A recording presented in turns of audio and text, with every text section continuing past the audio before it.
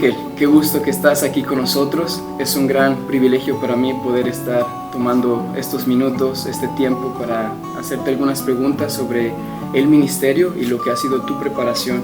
Cuéntanos un poco, Ángel, de dónde eres tú, en dónde el Señor te llamó a servir en el ministerio. Platícanos tu experiencia que has llevado en estos años. Esto es Anclados en Cristo. Estamos teniendo por primera vez a nuestro primer invitado especial, Ángel Cardoza.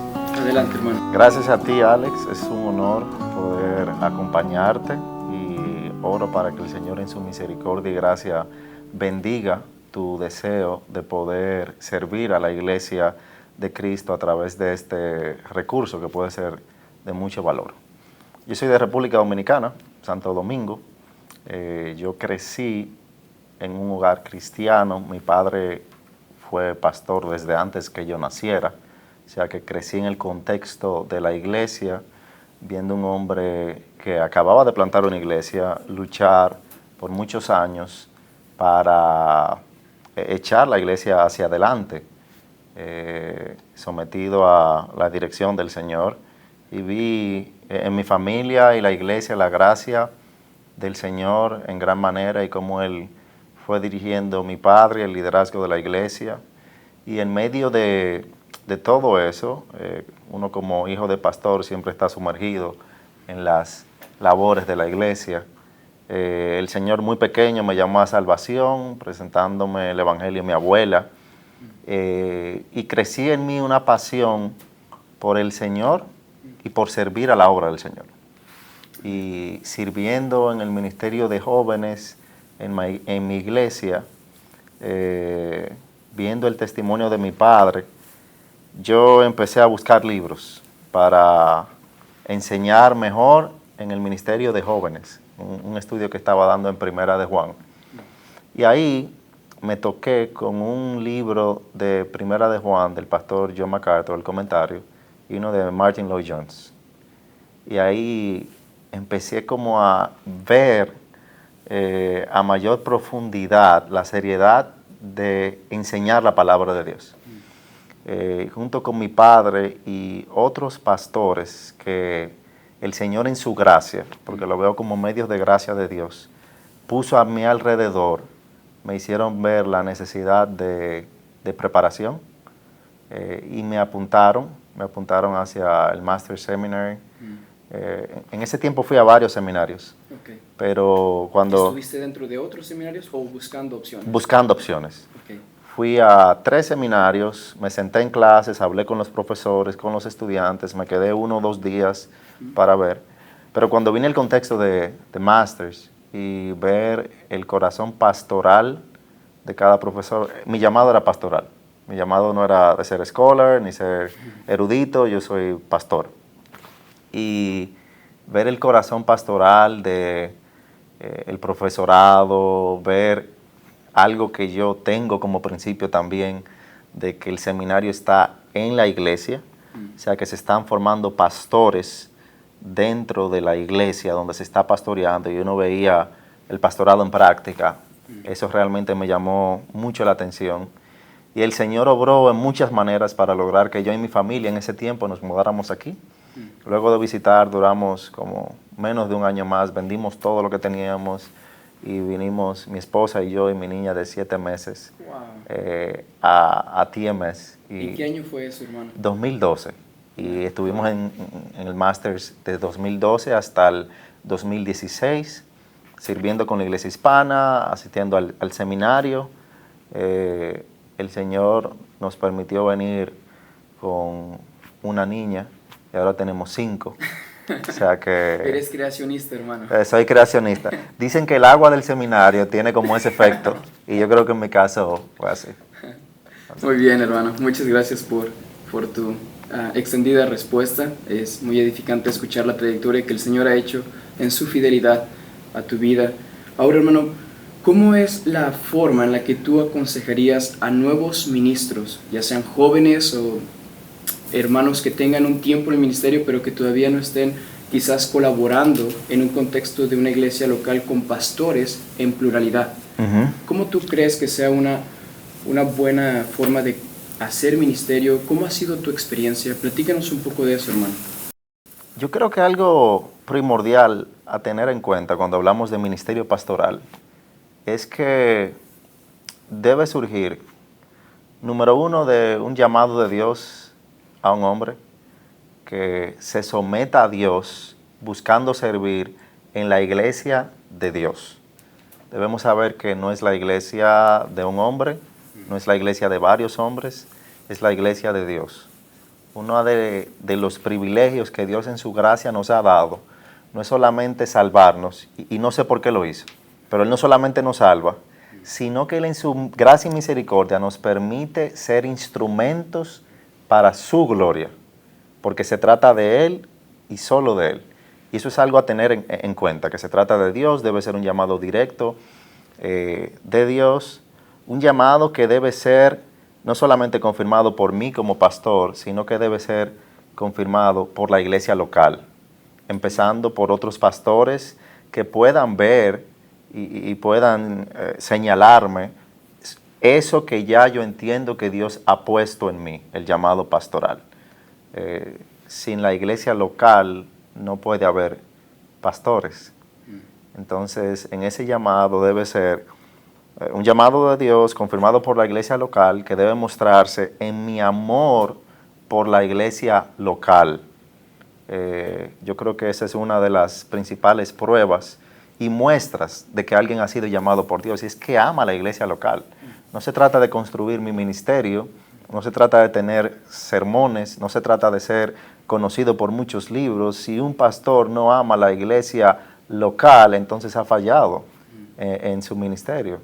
Por lo tanto, yo creo que el candidato a pastorado, aquel que quiere crecer en el ministerio pastoral, debe entregarse a la iglesia, someterse a la iglesia, amar a la iglesia de Cristo, de la misma manera que Cristo mismo se entregó por su iglesia. Él vino, no estimó su posición igual a Dios como cosa que aferrarse, como dice Pablo en Filipenses, sino que dejó su posición y se entregó obedeciendo al Padre, sometido al Padre, amando la iglesia que vino a salvar. Entonces creo que por ahí iríamos y saber sabiendo el hecho de que se trata de Dios, yo debo buscar ministrar a través de la palabra de Dios. Yo creo que un gran error en el que se cae muy frecuentemente es que buscamos hacer de la iglesia, hay un medio como antropocéntrico en que se centra el ministerio, y buscamos hacer una y otra cosa creyendo que eso va a revitalizar o a servir a la iglesia porque tenemos tal idea o otra idea. Y no se trata de crear nada nuevo, o sea, se trata de seguir lo que ya está escrito. Pablo le dice a Timoteo con mucho amor en su segunda carta, en Timoteo capítulo 2. ¿Te gustaría leerlo, hermano? Sí, me gustaría buscarlo. En Timoteo Pablo está en su último emprisionamiento bajo el gobierno de Nerón. Era inminente que Pablo no saldría de la cárcel. Él no está en su emprisionamiento domiciliario, está en una cárcel y está escribiendo sus últimas palabras a su tal vez más cercano discípulo. Y él está escribiendo con este amor de un padre a un hijo, dándole las últimas cosas en las que él debe esforzarse para ser fiel y terminar la batalla fielmente, o la carrera. Y le dice en el capítulo 2, versículo 1, haciendo ver la seriedad de el instruir a otros. Él dice, tú pues, hijo mío, mira el amor reflejado en el versículo 1, esfuérzate en la gracia que es en Cristo Jesús. O sea que implica que debemos esforzarnos, es algo en lo cual debemos tomarlo con seriedad. No es algo que yo debo hacer si quiero, si se me antoja hacerlo. No es algo que yo debo hacer porque es un mandato bíblico. Yo no creo que esto es algo solamente para Timoteo, sino para todo ministro, sobre todo ministro joven. Es algo en lo cual debemos esforzarnos, pero que está garantizado porque no nos esforzamos en lo nuestro, sino en la gracia que es en Cristo Jesús. Nos esforzamos, pero en Cristo Jesús el trabajo está garantizado. Y entonces ahí le da como el procedimiento en lo cual debes enfocarse. Lo que has oído de mí ante muchos testigos, esto encarga a hombres fieles que sean idóneos para enseñar también a otros. Lo que has oído de mí, las sagradas escrituras, que era lo que Pablo le había enseñado, lo que Timoteo había aprendido. Pablo no le está diciendo, invéntate la nueva forma de hacer iglesia ya que estamos ante una nueva persecución, inventa un nuevo evangelio, añádele otra. No le está diciendo nada de eso. Predica lo mismo. Y fíjate algo interesante, que Pablo está en prisión por predicar la palabra de Dios. Y le está diciendo, haz lo mismo que me llevó a mí a prisión, por lo cual yo tal vez vaya a morir. Porque de nuevo, no se trata del hombre, se trata de Dios. No importando hacia dónde eso me lleva, yo debo buscar ser fiel a Dios porque se trata de Él. No sé si eso, Alex. Amén. Sí, hermano. Mencionaste algo muy interesante que es la iglesia local, como 1 Timoteo 3 enseña, acerca de los requisitos. Uno tiene que tener un llamado interno por la obra del Espíritu de Dios, un llamado externo, que el Espíritu de Dios mueva a la iglesia para corroborar el que es llamado. Y además, no sé si pudiéramos agregar un poco que mencionabas que los ancianos son aquellos que llegan a estar midiendo, probando de alguna forma hasta qué punto uno es fiel en lo poco y va aumentando más en responsabilidad para llegar al punto del ministerio pastoral. Una vez que ya ha sido probado, que el nuevo candidato al ministerio está ahí, ¿cómo sería para ti una forma de caminar con él en su nueva etapa de ministerio? Rodearse de pastores con experiencia. En tu caso, tú has pedido quizás, me pongo a pensar en cómo comenzó tu ministerio, si comenzaste solo con tu padre, tu familia cercana que te aconsejaba, o si tenías otros pastores que eran para ti un ejemplo a seguir. ¿Y cómo ha sido ese proceso de pedir apoyo? Porque una de las cosas que vemos en Latinoamérica y en el mundo de habla hispana es que son pocos los que hacen comunión o un trabajo de equipo con otros ministerios y otras iglesias. ¿Cómo lo ves eso tú, hermano? ¿Cómo serían tus consejos? Yo creo que hay que ser intencional en buscar hombres piadosos que puedan ser mentores y ayudarme en mi caminar. Yo creo que eso hace mucha falta de los dos lados. Yo creo que hace falta que jóvenes busquen hombres mayores con más experiencia para que le enseñen, y creo que hace falta que hombres mayores también se inviertan en hombres más jóvenes, como la Biblia nos manda, para enseñarles sobre el ministerio. Entonces yo creo que hay que ser intencional. Yo soy, desde el principio, desde que tenía ese llamado con mi padre como con otros pastores, intencional en buscar hombres que me sirven de ejemplo, que yo veo que tienen un caminar piadoso, y el pedirles reunirme con ellos, el buscar consejo, eso es esencial, eso es clave, eso es necesario. No vas a poder tener un ministerio exitoso para Dios si solamente dependes en ti mismo. El Señor nos unió a su iglesia, a su familia, nos adoptó dentro de su familia, y tenemos una diversidad de recursos de gracia que Él nos ha dado. Entonces tenemos que buscar eso. Y yo creo que ahora tenemos una gran ventaja con las redes sociales y con el email y los medios de comunicación. Pero es una ventaja que tiene doble filo, porque yo debo de ser cuidadoso de buscar no el pastor que sea más popular, que vive en otro país o que no conoce nada de mí, que yo solamente quiero extraer. Yo puedo alimentarme de los testimonios, pero yo siempre recomiendo buscar a alguien cercano, que pueda ser cercano a ti. Yo siempre recuerdo en el seminario, en uno de los primeros laboratorios de discipulado que hacían, que un profesor, él preguntó, una de las primeras preguntas que hizo fue, dime quién es el hombre que más ha impactado tu vida. y en primera instancia dijo, y no me digas que es MacArthur, si no vienes a Grace, no me digas que es Piper, si no vas a Bethlehem.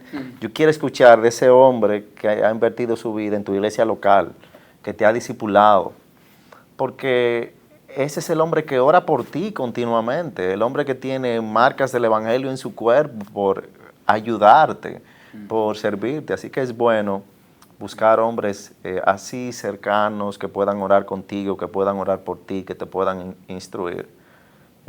Y a la vez ser intencional en hacer lo mismo. No se trata de un ministerio de un hombre.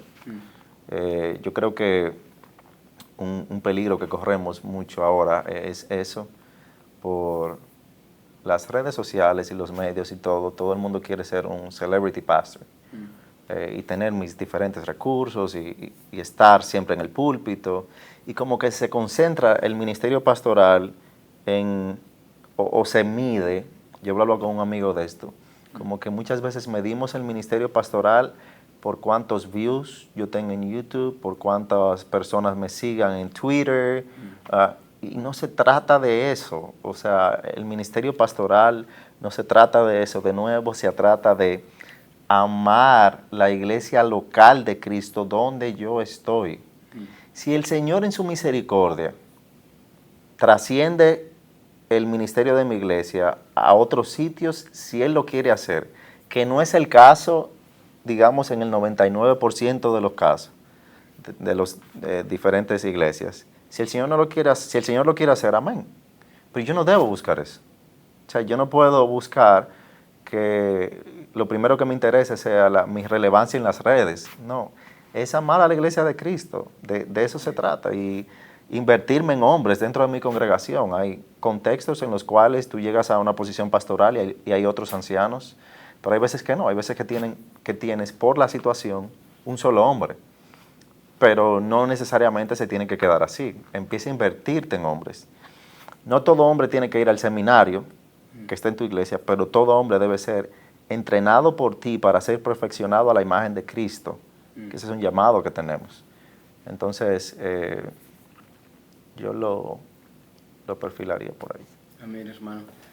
Quizás para concluir, me ha quedado muy claro todo. Ha sido una muy buena forma de desarrollar esto, sobre todo para los consejos que muchos están buscando de sus propias congregaciones, pero los pastores no les dan estos consejos.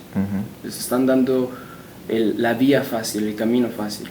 Pero hablando de que el ministerio no es fácil, hermano, platíquenos un poco de cómo el Señor te ha forjado a ti, te ha formado en tu propio ministerio, no sé, quizás en aflicciones, en pruebas, en momentos donde pareciera que el cielo se ha cerrado para ti, en temporadas de aflicción.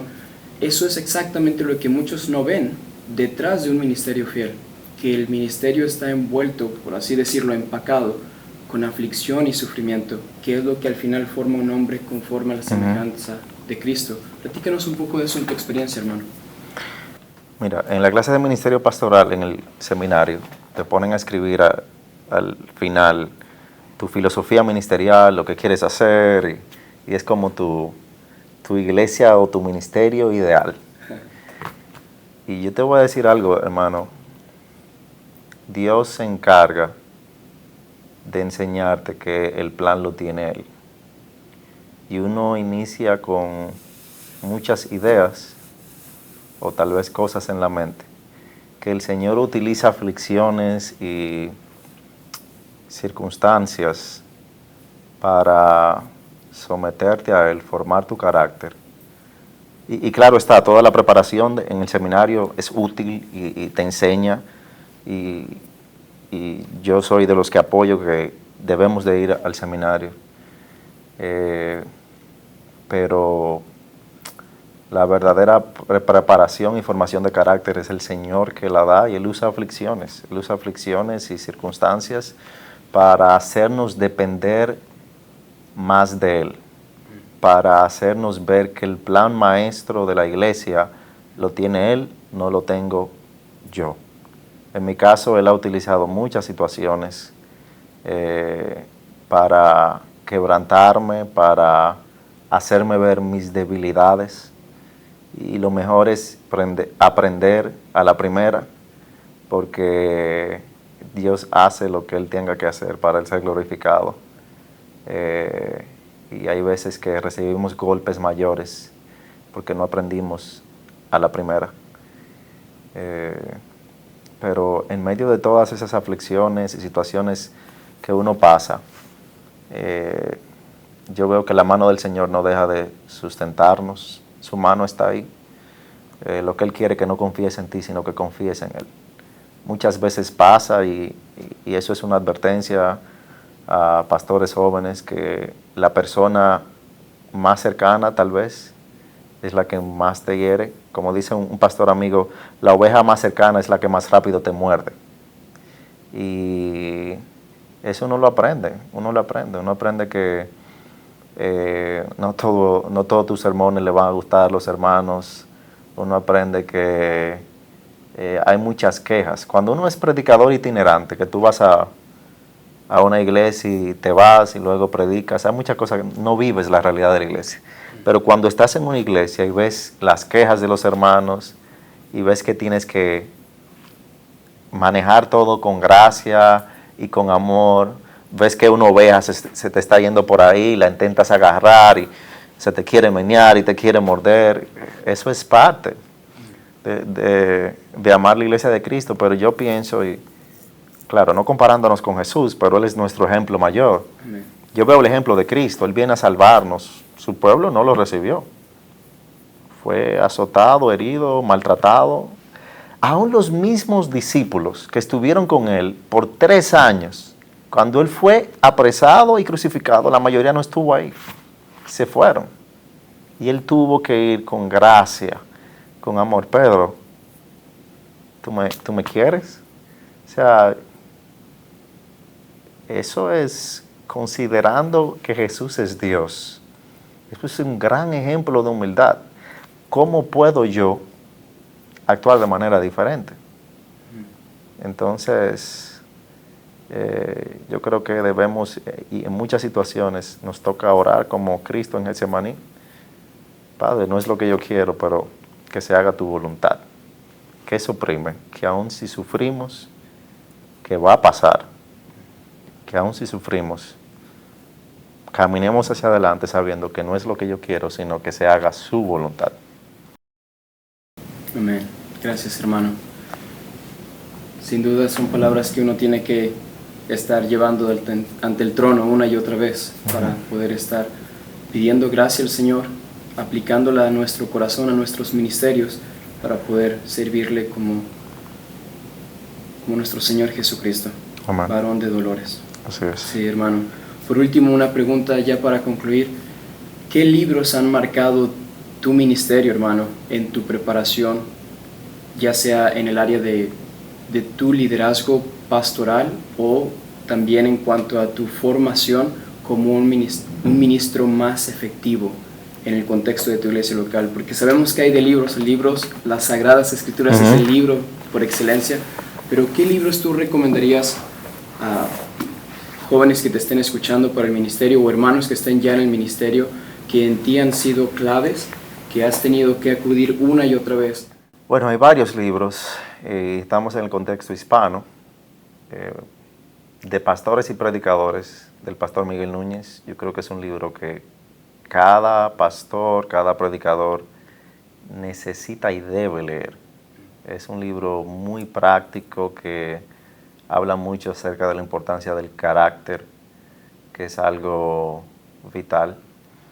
O sea que de pastores y predicadores, del pastor Miguel Núñez, el Ministerio Pastoral de MacArthur y la Facultad de TMS, un excelente libro también. Sobre todo, este se enfoca más en la predicación. No es el libro de predicación de él, pero habla mucho sobre la importancia de la predicación en el ministerio pastoral. También está el libro On Being a Pastor de Alistair Begg. Entiendo que se tradujo. No estoy seguro, pero entiendo que se tradujo. Y por último, El Pastor Reformado, que es un clásico en cuanto al ministerio pastoral.